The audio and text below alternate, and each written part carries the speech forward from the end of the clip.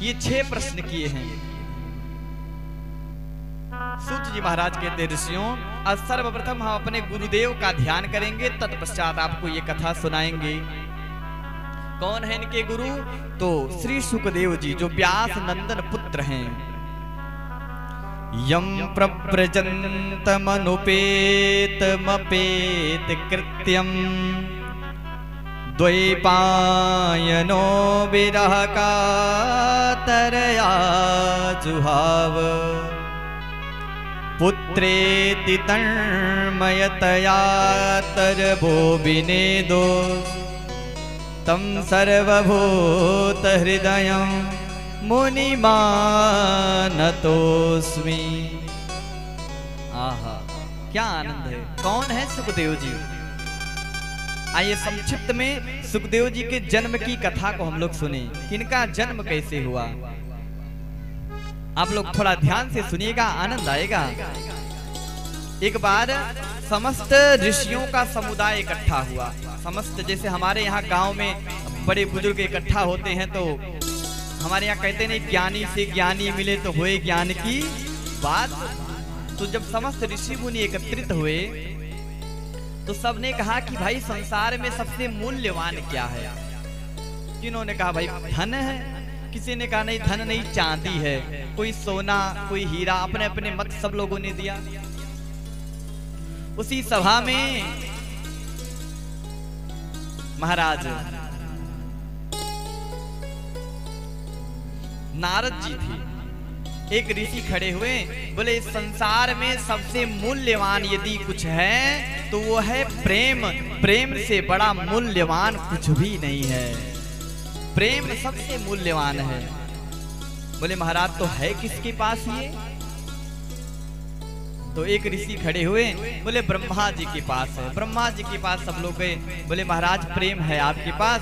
बोले भैया हम सृष्टि बनाने में इतने व्यस्त हैं कि हमारे पास प्रेम करने का समय कहाँ है।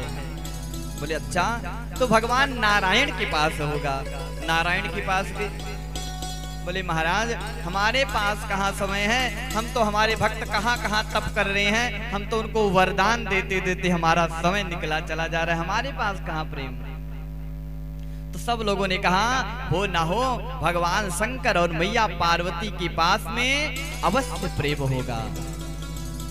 तब तक नारद जी महाराज खड़े हो गए, बोले हम कैसे मान लें कि उनके पास प्रेम है? बोले जहां प्रेम होता है वहां विवाद, वहां झगड़े नहीं होते, क्योंकि प्रेम समांतर का भाव है।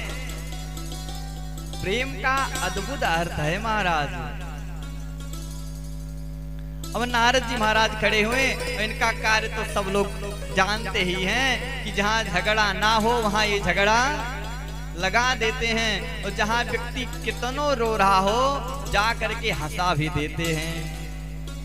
अब तो नारद जी महाराज अपनी वीणा लिए हैं और कैलाश पर्वत पर पहुंचे। मैया प्रणाम। अब तो पार्वती जी आई, अरे नारद जी आइए स्वागत है। और पार्वती जी की तो गुरु है नारद जी, प्रणाम किया, आइए महाराज। सुंदर आसन दिया। देवी भोलेनाथ कहाँ हैं? अरे गुरुजी वो थोड़ा भोलेनाथ कहीं कुछ कार्य से बाहर गए हैं। अब तो नारद जी मन में सोची तब तो हमारा कार्य और आसान हो गया, भोलेनाथ है नहीं। अच्छा देवी ये बताओ कि ये जो भगवान भोलेनाथ अपने गले में मुंडों की माला पहने हुए हैं, ये क्यों पहनते हैं? और ये बताओ क्या आपको भोलेनाथ ने कभी अमर कथा सुनाई है? बोले ये कथा तो नहीं सुनाई अभी तक। बोले ये सुनाएंगे भी नहीं। बोले क्यों? बोले अरे देवी आपको नहीं पता, भोलेनाथ जिससे ज्यादा प्रेम करते हैं उसी को ये कथा सुनाते हैं। अब तो पार्वती जी बोली हाँ। बोले बिल्कुल वो आपसे प्रेम वेम नहीं करते, कुछ नहीं करते। अच्छा, अब तो मैया पार्वती सोचने लगी, तभी तो हम सोचें कि ये अमर कथा हमको क्यों नहीं सुनाए, क्योंकि भाई अमर कथा जो सुन ले सोई अमर हो जावे। तभी तो हमारा बार बार जन्म होता है, कभी सती तो कभी पार्वती, ये हमको अमर कथा सुनाए ही नहीं, अब आने दो इनको। अब तो महाराज अपना कार्य नारद जी कर चुके। अच्छा देवी हमको और भी कार्य हैं, हम फिर कभी आते हैं, लेकिन भोलेनाथ आवे तो ये मत बताइएगा कि नारद जी आए थे। अब ये तो अपना कार्य करके चल दिए। अब समय आया, भोलेनाथ आए, तो जब भोलेनाथ द्वार पर आते थे तो पार्वती जी स्वागत करती थी रोज जाकर। आज भोलेनाथ आए तो कोई आओ भगत नहीं। अब भोलेनाथ अंदर प्रवेश की, कोई जलपान नहीं, कोई हाल खबर नहीं, कुछ नहीं। पार्वती जी क्रोधित हैं, रूठ गई हैं। भोलेनाथ बार बार बोलने का प्रयास करते, देवी गणेश कार्तिकेय कहाँ हैं, हम नहीं जानते। अब तो भोलेनाथ सोचे भाई क्या बात है, हम बोलने का प्रयास कर रहे हैं, हमसे बोलने नहीं चाह रही हैं। अब तो पार्वती जी कोप भवन में चली गई। पहले जब राजा महाराजा बड़े बड़े महल बनवाते थे तो एक कोप भवन बनवाते थे जहां प्रकाश न जाता है। माताएं जब क्रोधित होती थी, क्योंकि पहले की सभ्यता थी कि माताएं ज्यादा बोलती नहीं थी गृह में। सो पार्वती जी कोप भवन में गई। भगवान भोलेनाथ सोचे लगता है कुछ खटपट हुई है, और कोप भवन में गए। अरे पार्वती कुछ बताओगे तो, क्या है, क्या बात है? स्वामी ये बताओ आप हमसे कितना प्रेम करते हो? अरे देवी ये कोई पूछने वाली बात है, हम तो आपसे बहुत प्रेम करते हैं। अरे कितना करते हैं? बोले बहुत करते हैं, हम तो अब स्वयं से ज्यादा आपसे प्रेम करते हैं। बोले वो तो पता ही है कितना प्रेम करते हैं। अच्छा ये बताइए आप हमको अमर कथा क्यों नहीं सुनाए? अब तो भोलेनाथ सोच में पड़ गए, अरे ये इनको कौन बता दिया अमर कथा? बोले देवी नहीं सुनाए तो सुना देंगे। अरे स्वामी सुना नहीं देंगे, सुनाना ही पड़ेगा। अब तो महाराज भोलेनाथ ने कहा चलिए देवी, सुंदर कैलाश पर्वत पर वट वृक्ष के नीचे सुंदर आसन लगाया। भोलेनाथ ने अपने त्रिशूल को आदेश दिया, जाइए और पूरे कैलाश की परिक्रमा लगाइए, जितने जीव जंतु हैं सबको बाहर कीजिए। भाई अमर कथा सुनाने जा रहे हैं, सीधी सी बात है कि जो सुन ले सोई अमर हो जावे। सो वो त्रिशूल 3 बार परिक्रमा किया, जितने जीव जंतु थे सब चले गए। एक सूक था, एक सुग्गा था, वो जो उसका अंडा था वो तो सूक उड़ गया, लेकिन जो उसका अंडा था वो एक वृक्ष पर घोंसले में रह गया। जब भगवान भोलेनाथ कथा सुनाने से पहले डमरू निनाद किए, तो डमरू निनाद की ध्वनि से वो अंडा फूट गया और उसमें से एक सूक बालक प्रकट हो गया।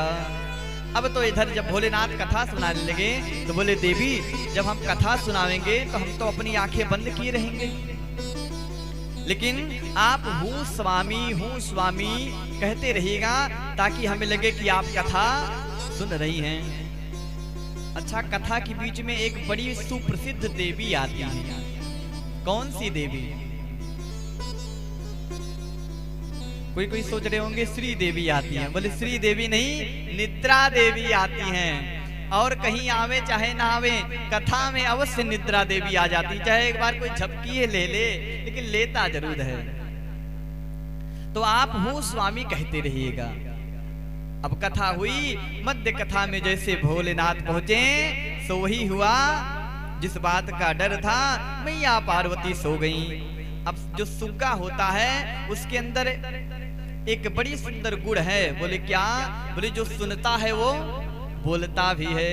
अब पार्वती जी हूँ स्वामी बंद कर दी, वो सूक प्रारंभ कर दिया, हूँ स्वामी।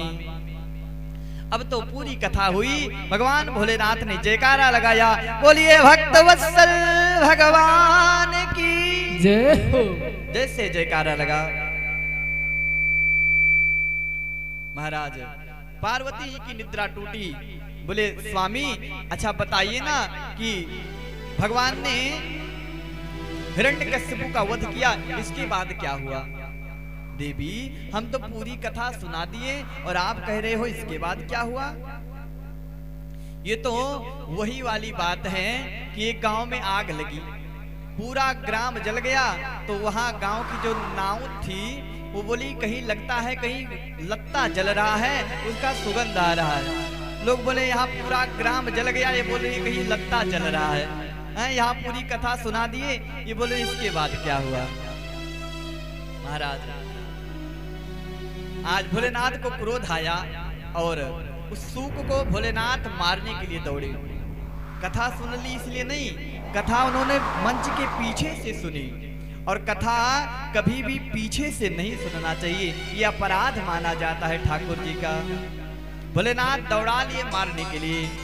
वो सूक भागता भागता बद्री विशाल में एक सम्यक प्रास आश्रम है।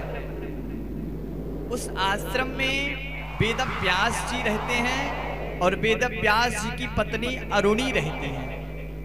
रात्रि में अरुणी सोई थी, जम्हाई ले रही थी।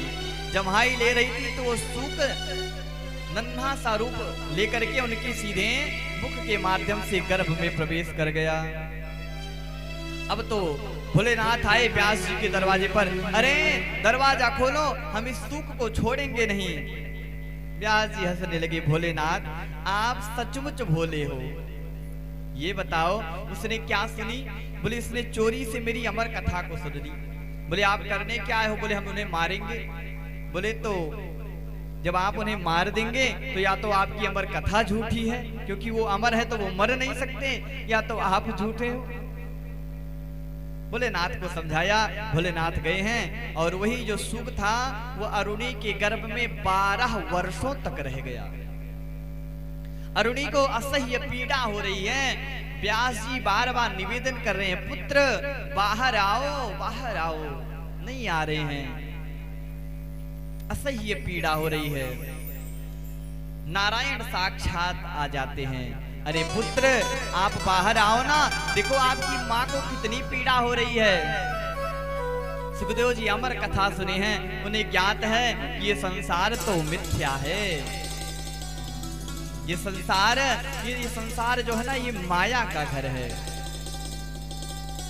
जीव जब तक जन्म नहीं लिए रहता तब तक संसार में उसका कोई नहीं होता, लेकिन जैसे व्यक्ति जन्म लेता है वो माया के बंधन में बच जाता है।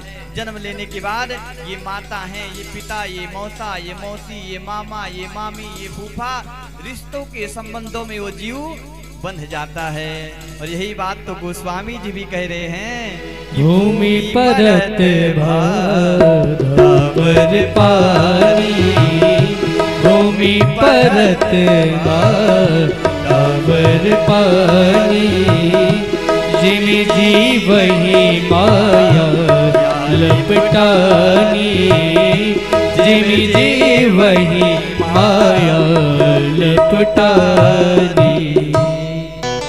ये जो भूमि है, इस भूमि पर डामर रूपी माया लपेट लेती है। भगवान के कहने पर सुखदेव जी नहीं बाहर आए तो बोले आप बाहर आ जाओ, हम अपनी माया को शांत कर देंगे, हमारी माया आपको प्रभावित नहीं कर पावेगी। और भगवान 12 वर्ष के बाद में आज वो जो सूक था वो गर्भ से बाहर आया और उन्हीं का नाम सुखदेव पड़ा। बोलो सुखदेव भगवान की जय। यही श्री सुखदेव महाराज हैं। जन्म लिए और जन्म लेते ही वन की तरफ प्रस्थान कर गए हैं। पिताजी बार बार पुकार रहे हैं, अरे पुत्र रुको तो, एक बार अपनी माता से मिल तो लो। लेकिन वो सुखदेव जी नहीं रुक रहे, आज चले जा रहे हैं, चले जा रहे हैं। चलते चलते आज वन में चले गए। व्यास जी बड़ी देर तक पीछे पीछे गए और अंत समय में निराश होकर के लौट करके आज व्यास जी अपने आश्रम पर आ गए हैं। ऐसे श्री सुखदेव भगवान हैं।